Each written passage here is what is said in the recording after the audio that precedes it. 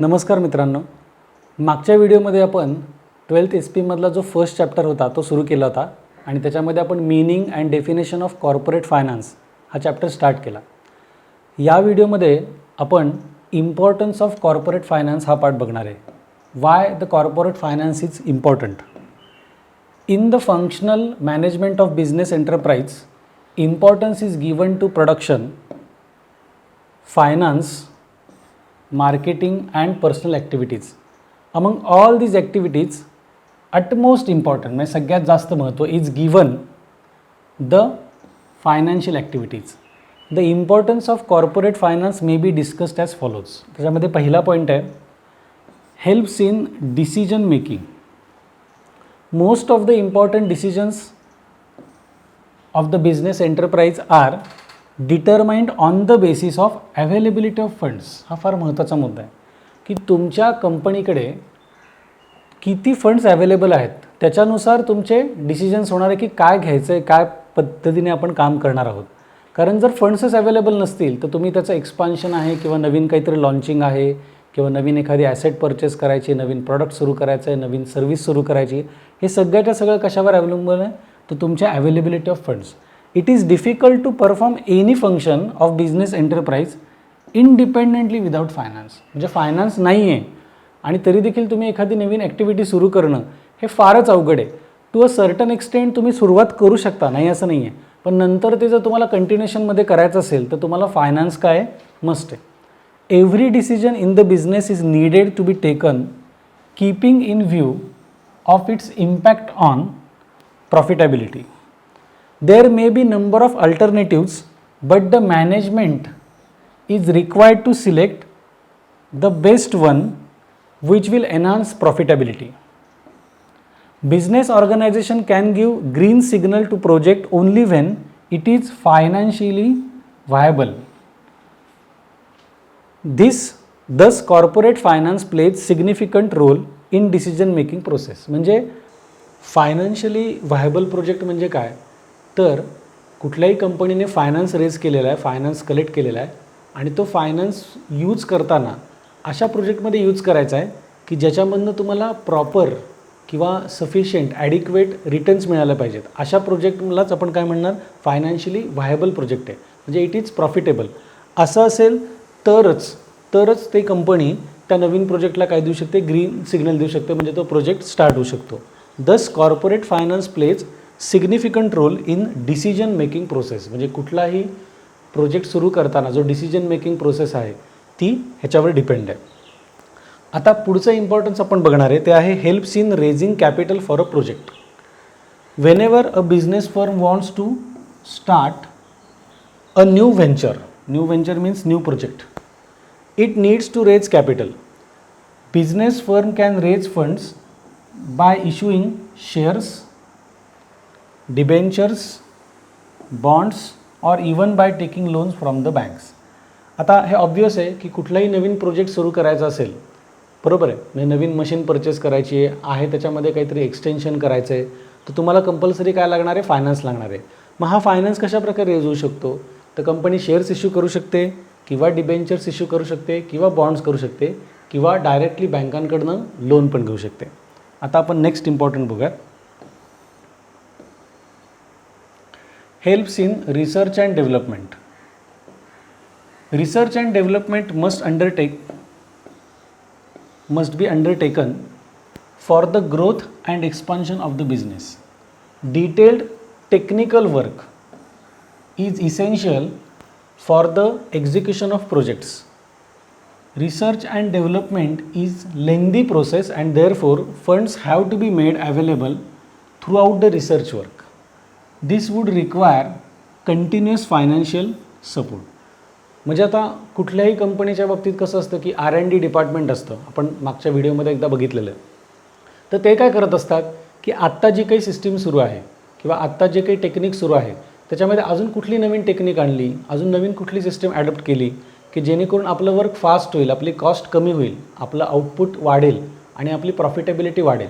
पण ह्याच्यासाठी तुम्हाला एक लाँग टर्मसाठी रिसर्च करायला लागतो आणि तो रिसर्च करताना त्याला बऱ्यापैकी फंड्स लागतात. तर तुम्हाला ते रिसर्चवर जर कंटिन्युएशनमध्ये घ्यायचं असेल, करायचं असेल तर तुम्हाला फंड्सची तेवढीच काय गरज आहे. So it is the lengthy process and the funds are required for the long term. Many a time company has to upgrade its old product or develop new product to attract consumers. हा पण एक फार महत्त्वाचा आहे की तुमचे products पूर्वीपासून आहेतच, पण मार्केटमधली सिच्युएशन, लोकांची डिमांड किंवा आपला कॉम्पिटिटर जो आहे तो कशाप्रकारे प्रोडक्ट सेल करतो आहे हे बघता त्या प्रोडक्टला तुम्हाला अपग्रेड करायला लागतं. अपग्रेड करणं म्हणजे काय, त्यातले कंटेंट्स बदलणार किंवा कधी कधी त्याचं पॅकेजिंग बदलावं लागतं किंवा त्याच्या ॲडव्हर्टिजमेंटच्या जे काय आपण टाईप आपण निवडलेला आहे तो समजा चेंज करावा लागतो. हे सगळं अपग्रेडेशन करतानासुद्धा आपल्याला काय लागतात, funds require. For this company has to conduct survey, market analysis which again requires financial support. म्हणजे जर तुम्हाला तुमचं प्रोडक्ट अपग्रेड करायचं असेल तर तुम्हाला काय करायला लागणार, सर्वे कंडक्ट करायला लागेल, मार्केट ॲनालिसिस करायला लागेल, आणि हा सगळा ॲनालिसिस सर्वे कंडक्ट करायचा असेल तर आपल्याला पुन्हा एकदा फंड्स लागतील. सो कुठल्याही प्रकारचं रिसर्च आणि डेव्हलपमेंट करायचं असेल तर आपल्याला पुन्हा एकदा फंड्सची रिक्वायरमेंट लागणार आहे. नेक्स्ट आहे importance, helps in smooth running of business firm. A smooth flow of corporate finance is needed so that salaries of employees are paid on time, loans are cleared on time, raw materials purchased whenever required, sales promotion of existing products is carried on, आणि new products can be launched effectively. म्हणजे तुमचं बिझनेसचं जर running smoothly व्हायचं असेल तर तुम्हाला funds पुन्हा एकदा रिक्वायर्ड आहेत. फॉर एक्झाम्पल सगळ्यात महत्त्वाचा पार्ट आहे की तुमच्याकडे असलेले वर्कर्स, त्या वर्कर्सची जी काही सॅलरी आहे किंवा वेजेस आहेत ते आपल्याला टाईमली पेमेंट करायचं आहे. त्यामुळे आपल्याला रेग्युलर फंड्स अवेलेबलच पाहिजे. असं होऊन चालणार नाही की वर्कर आपल्याकडे फंड्स नाही आहेत म्हणून वर्कर्सला आपण 2 महिने 3 महिने सॅलरी दिली नाही तर त्याचा खूप निगेटिव्ह इम्पॅक्ट आपल्या ओव्हरऑल ॲक्टिव्हिटीजवर होणार आहे.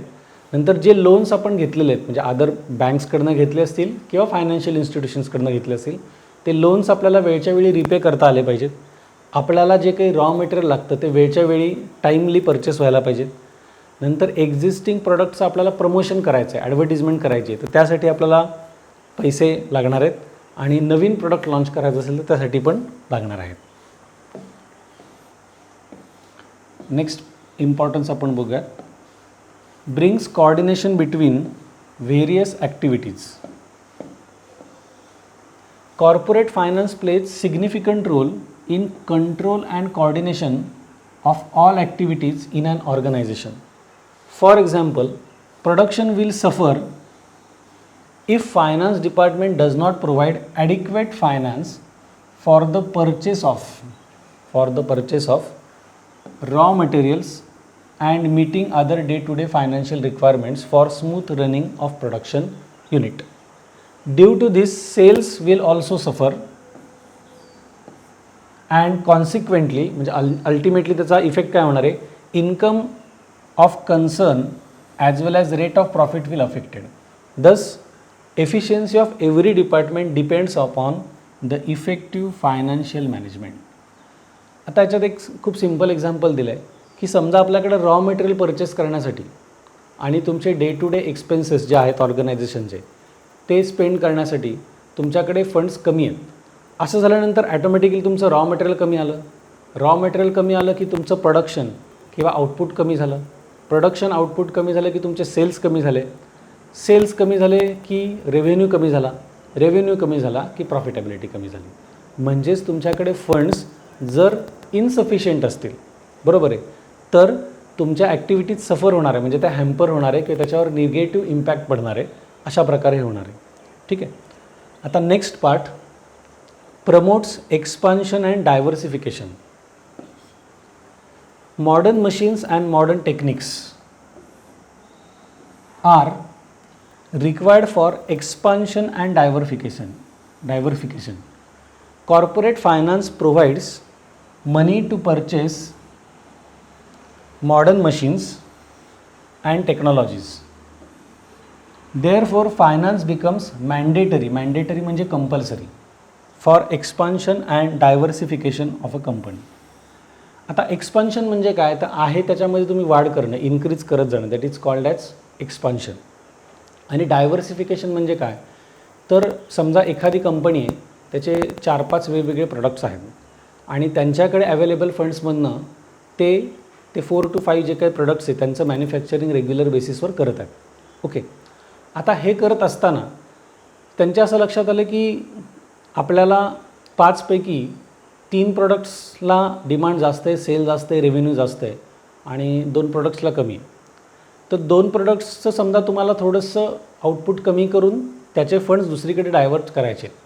ओके, तर अशा वेळी आपल्याला लगेच तर ते प्रोडक्शन आउटपुट कमी करता येत नाही, तर तिथे एक ॲडिशनल फायनान्स लागतो की एक्झिस्टिंग प्रोडक्टचं फायनान्स थोडा कमी करायचा आणि दुसरीकडे वळवायचा आहे. किंवा दुसरा एक असा मेथड असते किंवा दुसरी एक सिच्युएशन अशी असते की ऑलरेडी तुमच्याकडे 4-5 प्रोडक्ट्स आहेत आणि तुम्ही नवीन एक प्रोडक्ट घेत आहे, तर तिथे पण तुम्हाला फंड्स डायव्हर्ट करायला लागतील नवीन प्रोडक्टसाठी किंवा नवीन व्हेंचरसाठी. तर त्या केसमध्ये सुद्धा तुम्हाला काय लागणार आहे, फायनान्स तुमच्यासाठी खूप इम्पॉर्टंट आहे.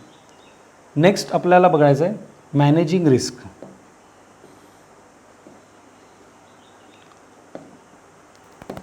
Company has to manage several risks such as sudden fall in sales, loss due to natural calamity, loss due to strikes, etc. Company needs financial aid to manage such risk. आता हा part खूप important आहे. म्हणजे आपण हे कोरोनाच्या काळामध्ये बघितलं आहे की कोरोनामुळे अचानक काय झालं, जवळपास 2.5-2 वर्ष सगळं बंद पडलं. बरोबर आहे. अचानक सगळा सेल, सगळी दुकानं मॅक्सिमम जी आहेत ती बंद पडली. म्हणजे काय झालं, सडन फॉल इन सेल झाला, अचानक सगळा सेल कमी झाला. आता ज्या व्यापाऱ्यांनी किंवा ज्या दुकानदारांनी त्यांच्याकडे लाखो करोडो रुपयांचं समजा गुड्स परचेस केले होते आणि त्यांनी एक्सपेक्ट केलं असेल की आपण आता पुढे सेल करणार आहे आणि त्यांचा सेलच थांबला, म्हणजे त्यांचे तेवढे पैसे तिथे काय झाले, ब्लॉक झाले आणि सेल तर होत नाही आहे. म्हणजे रेव्हेन्यू एकदम कमी झाला किंवा झिरोवर आला आणि इन्व्हेस्टमेंट मोठी आहे, लोन तर घेतलेलं आहे, लोनचे आपण इन्स्टॉलमेंट कसे रिपे करणार. असं जर कुठल्याही प्रकारची क्रायसिस आली किंवा नॅचरल कलॅमिटीज, फ्लड्स आले, बरोबर आहे, किंवा हेवी रेन झाला किंवा अर्थक्वेक आला आणि अशामुळे समजा जर तुमचे सेल्स हॅम्पर झाले, तर अशा रिस्क कव्हर करण्यासाठी तुम्हाला काय लागणार आहेत, सफिशियंट फंड्स लागणार आहेत. ओके, नेक्स्ट इम्पॉर्टंट आहे रिप्लेस ओल्ड ॲसेट्स. आता हे खूपच सोपं आहे. कुठलीही कंपनी आहे त्यांनी एखादी ॲसेट किंवा प्लांट किंवा मशिनरी परचेस केली, ती परचेस केल्यानंतर आपल्याला माहिती आहे मशिनरीची लाईफ एक ठराविक असते, 15 इयर्स, 20 इयर्स, 25 इयर्स, 30 इयर्स. त्याच्यानंतर त्याचं लाईफ कमी होत जातं, म्हणजे त्याचं फंक्शनिंग कमी होत जातं. मग त्या केसमध्ये आपल्याला नंतर ती रिप्लेस करावी लागणार आहे. बरोबर आहे. म्हणजे ओल्ड फर्निचर विकून किंवा ओल्ड मशिनरी विकून आपल्याला नवीन परचेस करायचं आहे. मग आता सपोज एखाद्या कंपनीने 2 crores रुपीजची मशीन परचेस केली आणि त्याचं लाईफ आहे सपोज 20 इयर्स. ओके, म्हणजे 20 वर्षांनंतर आपल्याला 2 crores रुपीजची जी काही मशीन आहे ती रिप्लेस करायची. म्हणजे 20 वर्षांमध्ये आपल्याला त्या मशीनच्या रिप्लेसमेंटसाठी जेवढे फंड्स लागतील ते आपल्याला क्रिएट करायला लागतील. बरं, आत्ता त्याची कॉस्ट 2 crores आहे, 20 इयर्स नंतर त्याची कॉस्ट काय 2 crores नसणार, त्याच्यामध्ये काहीतरी इन्क्रीज झालेलं असेल, 2.25 crore असेल, 2.30 crores असेल किंवा 2.50 crores असेल. म्हणजे ते फंड्स तुम्हाला आत्तापासून काय करायचे आहेत, त्याचं वेगळे एक रिझर्व करून ठेवायचं. Next is payment of dividend and interest. आता आपल्याला माहिती आहे की कंपनी जी आहे ती फंड्स कशाप्रकारे रेज करते, आयदर शेअर कॅपिटलमधून करतात किंवा डिबेंचर्स किंवा बॉन्ड्स किंवा लोन्स. मग यामध्ये डिव्हिडंड कोणाला पेड केला जातो, तर शेअर होल्डरला, आणि इंटरेस्ट कोणाला पेड केलं जातं, डिबेंचर होल्डर्स किंवा बॉन्ड होल्डर्स किंवा आपण ज्यांच्याकडनं लोन घेतलं आहे फायनान्शियल इन्स्टिट्यूशनकडनं त्यांना इंटरेस्ट पेड केलं जातं. मग आपण जर लोन घेतलं असेल किंवा जर आपण कॅपिटल रेज केलं असेल तर त्याच्यावरचं जे रिटर्न आहे ते आपल्याला काय करायला पाहिजे, पेड करायचं असेल तर आपल्याला पुन्हा एकदा फंड्स रिक्वायर आहे. आणि last point, payment of taxes and fees. Company has to pay taxes to of कंपनीजकडे जावं लागतं, तिथे आपल्याला काही रेग्युलर फीज पेड करायला लागतात. कंपनीचा झालेल्या इन्कमवर आपल्याला इन्कम टॅक्स पेड करायला लागतो. त्यानंतर जे इनडायरेक्ट टॅक्स आहे GST तो पेड करायला लागतो. तर ह्या सगळ्या पेमेंट्स रेग्युलर होण्यासाठी कंपनीला पुन्हा एकदा फायनान्स नीड आहे. म्हणजे फायनान्स का इम्पॉर्टंट आहे ह्याचे आपण 10 पॉईंट्स या व्हिडिओमध्ये बघितले. तर ह्याच्या पुढचा जो पार्ट आहे तो आपण बघणार आहे कॅपिटल रिक्वायरमेंट, तो आपण नेक्स्ट व्हिडिओमध्ये बघणार आहे. ह्याच्यापूर्वी सगळ्यात महत्त्वाचं, तुम्हाला हा व्हिडिओ जर आवडला असेल तर तुम्ही सगळ्यांनी नक्की लाईक करा, तुमचे जे कोणी फ्रेंड्स आहेत त्यांना शेअर करा, आपला जो काही यूट्यूब चॅनल आहे तो सबस्क्राईब करा, तिथलं बेल आयकॉन जे आहे ते क्लिक करा, म्हणजे जेव्हा जेव्हा आपण नवीन व्हिडिओज अपलोड करत जाऊ तेव्हा तुम्हाला त्याचं इंटिमेशन मिळेल. तसंच व्हिडिओच्या नंतर शेवटी आपण एक डिस्क्रिप्शन दिलेलं आहे, त्या डिस्क्रिप्शनमध्ये एक लिंक दिली आहे. त्या लिंकवर तुम्ही जर क्लिक केलं तर तुम्ही आपल्या पोर्टलला जाल, तिथे हा जो 12th SP चा टोटल कोर्स आहे तो अशाच प्रकारे व्हिडिओमध्ये तुम्हाला फुल कोर्स अवेलेबल करून दिलेला आहे. हे अवेलेबल करण्याचं आपलं बेसिक एम काय आहे की महाराष्ट्रातल्या सगळ्याच मुलांना हा कोर्स त्यांच्या सोयीने त्यांच्या वेळेनुसार बघता यावा, हवं तेव्हा ते तुम्ही ते रिवाईज पण करू शकता. आणि फुल 1 इयरसाठी आपण हा कोर्स एकदम नॉमिनल फीजमध्ये केला आहे. म्हणजे नॉर्मली ह्या 12th SP या सब्जेक्टची जी इयरली फीज आहे, ऑफलाईन फीज, ती आहे 6000, पण आपण आत्ता त्याच्यावर 75% डिस्काउंट देऊन फक्त 1500 रुपीजमध्ये हा पूर्ण कोर्स अवेलेबल करून दिलेला आहे. त्यामुळे सगळ्यांनी त्या लिंकवर क्लिक करा, एनरोल करा आणि हा कोर्स तुम्ही अवश्य बघा आणि तुमच्या फ्रेंड्सला पण रेकमेंड करा. बाकीचा पार्ट आहे तो आपण नेक्स्ट व्हिडिओमध्ये बघूया.